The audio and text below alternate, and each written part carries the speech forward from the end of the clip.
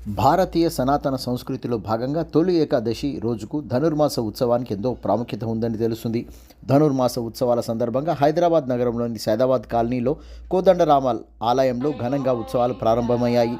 ధనుర్మాస విశిష్టతను ఆలయ ప్రధాన ఆచార్యులు భక్తులకు వివరించారు.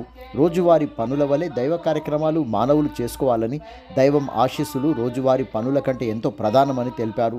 శ్రీ శ్రీ శ్రీ త్రిదండి చిన్నజీయర్ స్వామివారు ధనుర్మాస ఉత్సవాల ప్రత్యేకతను మానవాళికి తెలియజెప్పిన విషయంలో అందరూ భక్తులు గ్రహించాలని, జనవరి 1వ తేదీ వరకు ఉదయం సాయంకాలం జరుగుతున్న ధనుర్మాస ఉత్సవాల సందర్భంగా స్వామివారి ఆశీస్సులు తీర్థప్రసాదాలు తీసుకొని భక్తులు విధిగా పాల్గొనాలని పిలుపునిచ్చారు ఆచార్యులు.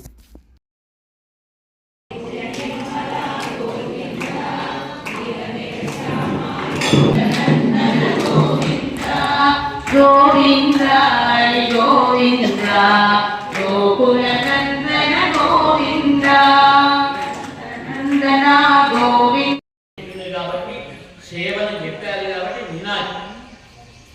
ఉపాధ్యాయులు అదే చెప్తారు కదా, అధ్యాపకులు చెప్పి నమ్మవాలి.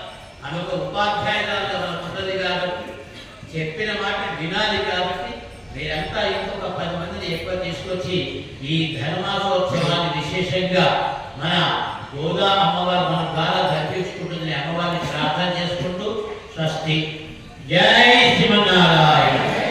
మరొకసారి మీకు అందరికీ కూడా పొంగలి శుభాకాంక్షలు తెలియజేసుకుంటున్నాం.